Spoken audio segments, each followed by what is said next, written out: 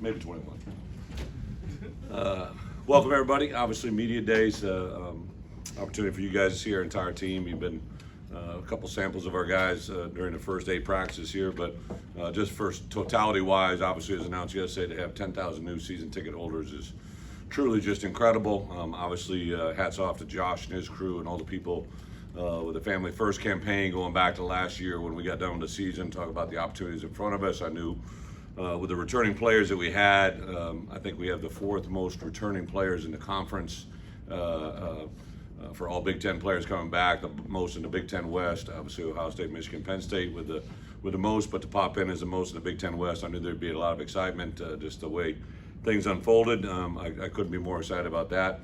For me as a head coach to be able, we actually called the individual that was a 10,000 purchase last night, and the whole team greeted him, to see our guys react to the news that had happened, and obviously the just the benefit for that, not only just in the football program, for the entire Department of Intercollegiate Athletics. Pretty cool. So really thanks for everything in their regards, especially the fans that have made that happen.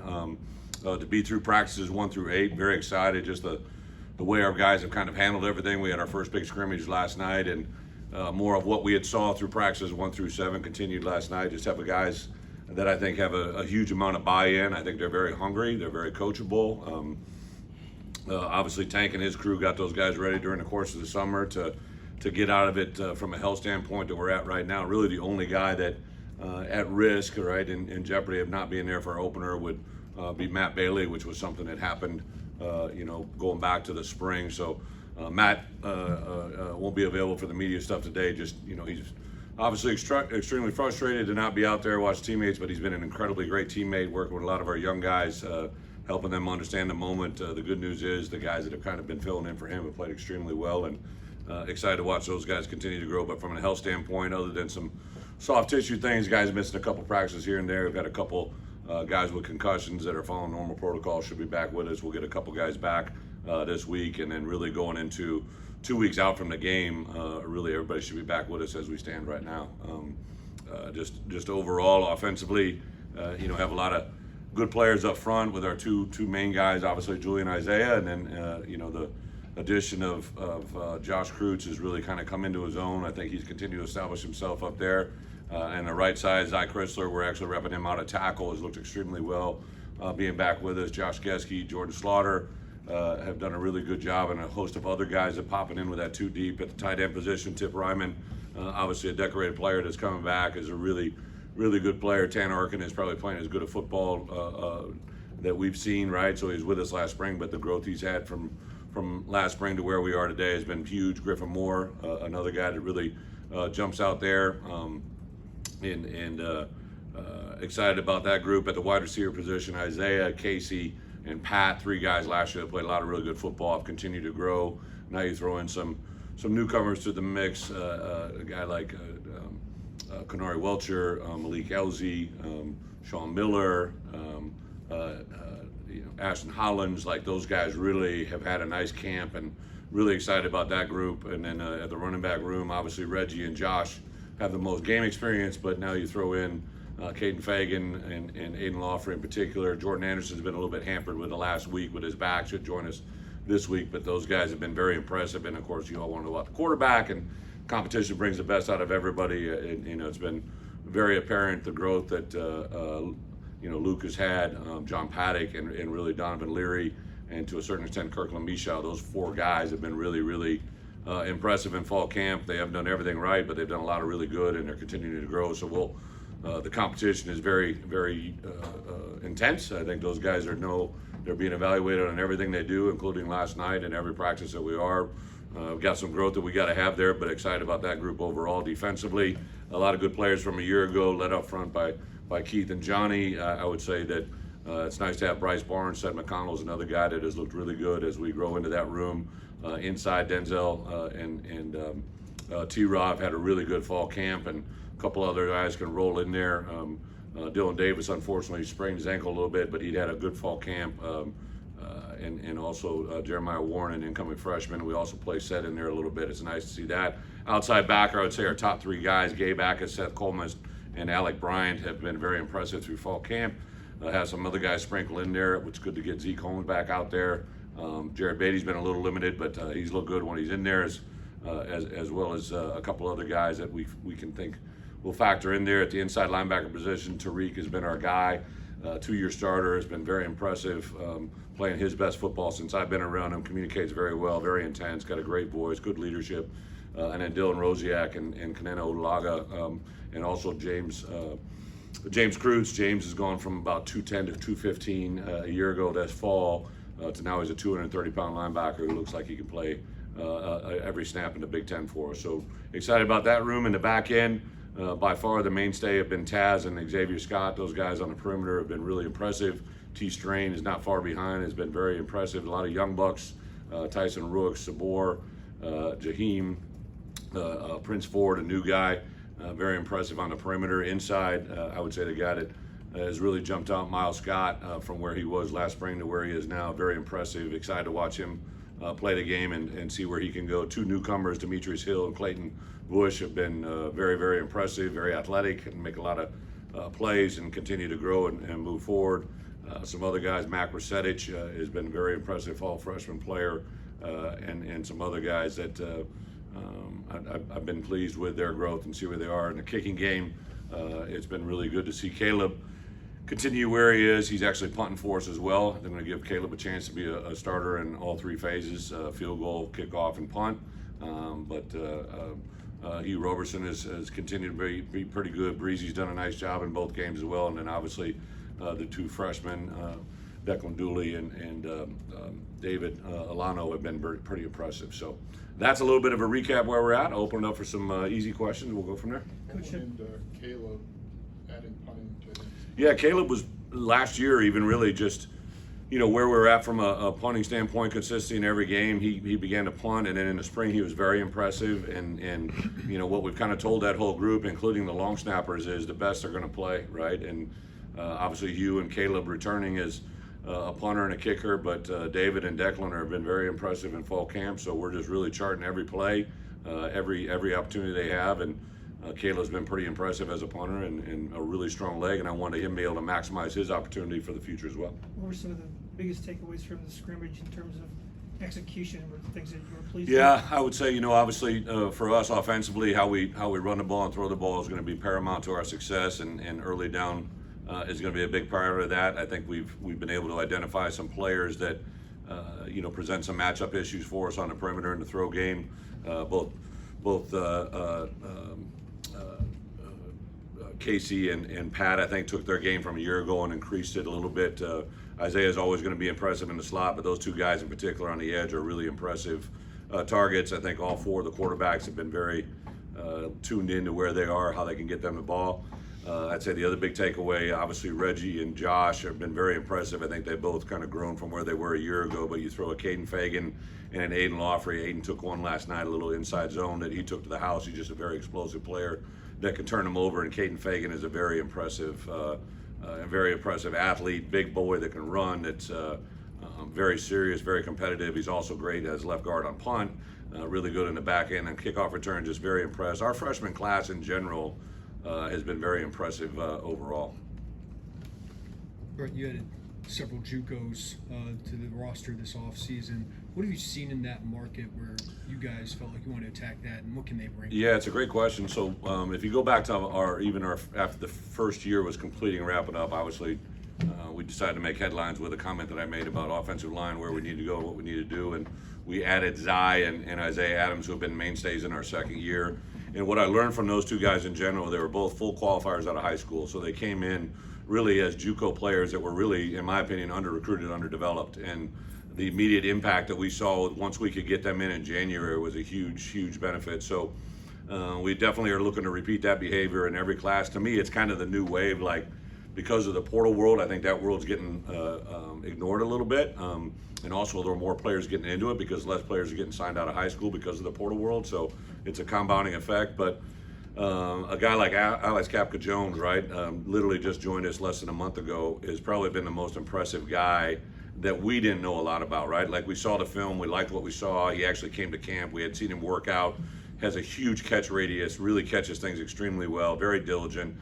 Him in Gio's room has been pretty impressive. So And then Prince Ford, who was a guy that was really, again, probably an under-recruited player, a little bit off the radar.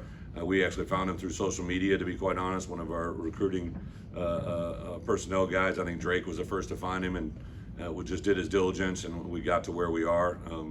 I do believe Des Schuster, when he gets back with us, could, but he's not going to probably be cleared here for the next test he has coming up about 3 weeks from now, and hopefully we'll get him back out there. But yeah, that's been a market that's been really good for us. Coach, you said in relation to the QBs that competition brings out the best in people. How would you describe the current state of the QB competition? Well, kind of like what I said, Luke Altmaier has made the progress from where he was last spring. John Paddock has gotten better. Donovan Leary has gotten better. And Kirkland Michel, those 4 guys are taking all the reps with the 1 and 2s. They continue to be very impressive. I think they have moments where they feel really, really good and areas that they need to improve on. And those 4 guys are continuing to work as best they can.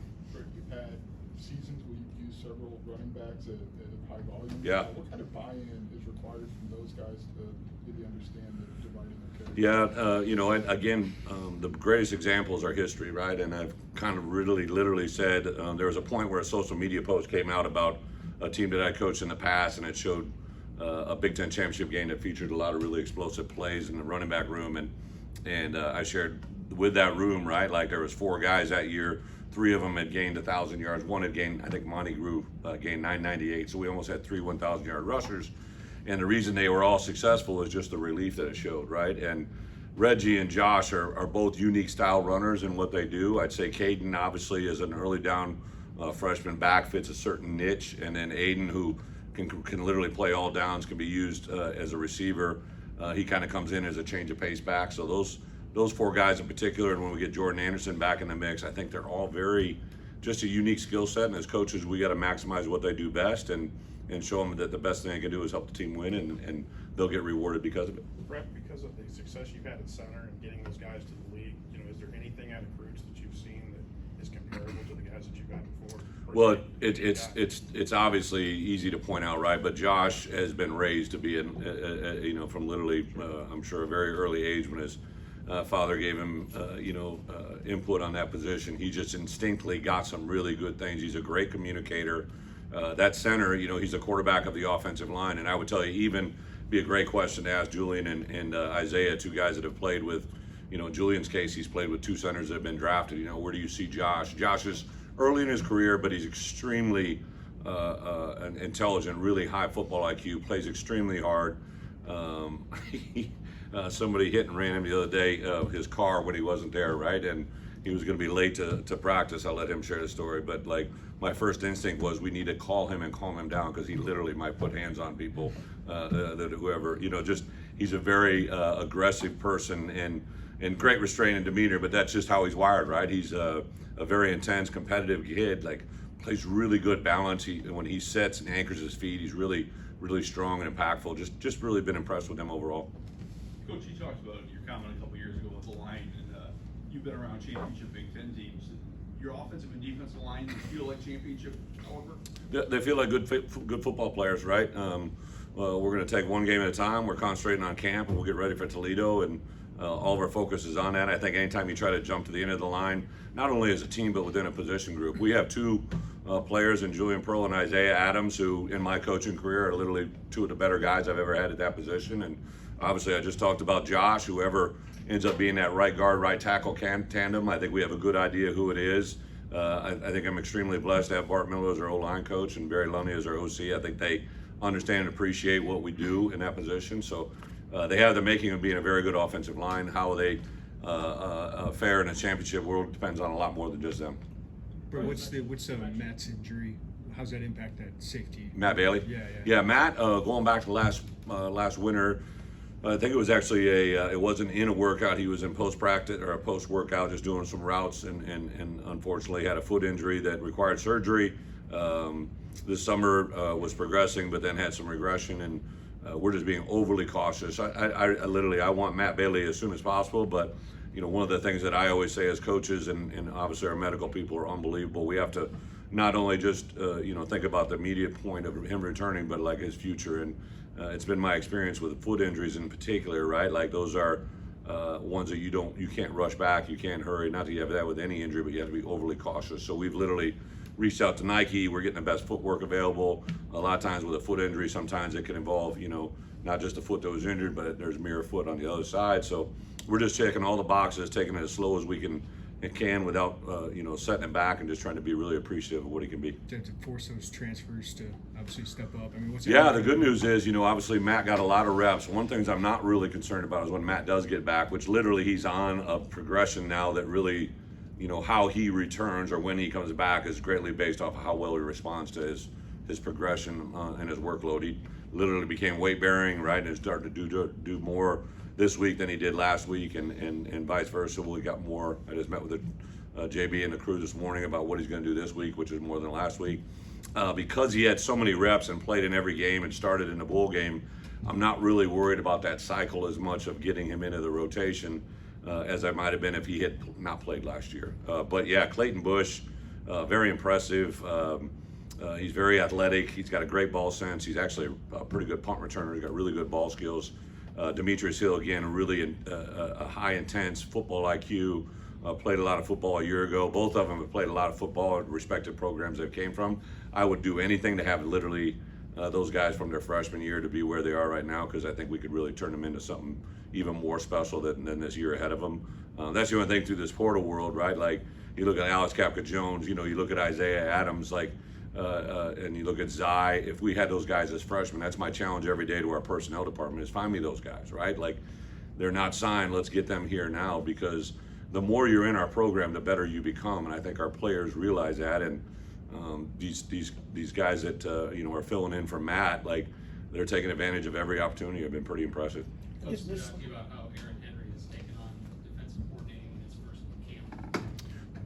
camp. Aaron's, you guys know the story. I've been super impressed with Aaron since he got here. I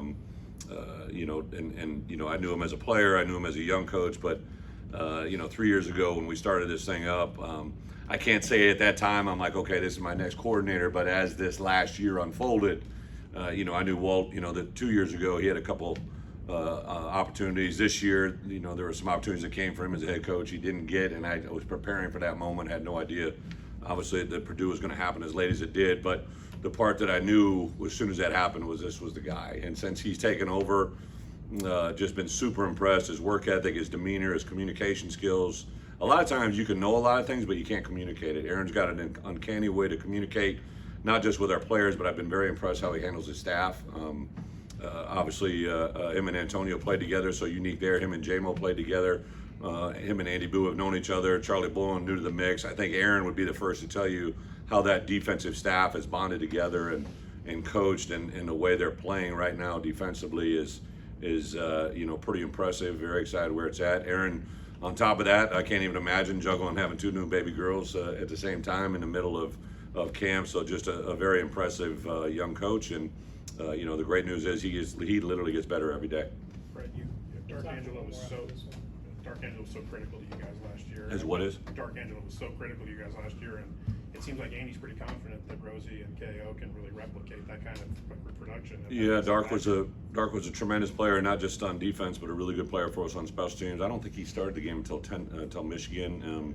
And we had three guys last year. It was Tariq, it was CJ, and it was Dark, and then obviously CJ and Dark aren't here, but I think Dylan and Kanena, I was very impressed with both those guys going back to last spring. Even last fall, we were trying to find ways to get Dylan on the field. Dylan, since he came here, has been a very impressive player. He just shows up in all the drills. Kanena, the same thing. He was a high school tailback, literally not signed. He was truly one of the first kids that we kind of recruited to get here. He was, I obviously offered Josh. I think was my first guy I offered, but Kanena was the first guy that we went out and did our diligence to find and bring here, and he's been very impressive. Kanena is incredibly instinctual and really powerful, plays a lot of different things. And then now you throw James Kreutz, I would say those four guys, and Ryan Mead. Ryan Mead is kind of that next Dark, he's just incredibly talented, great on special teams, really good football IQ, very coachable. Those five guys in general, I think, make Andy feel really good, and me as a head coach, yeah.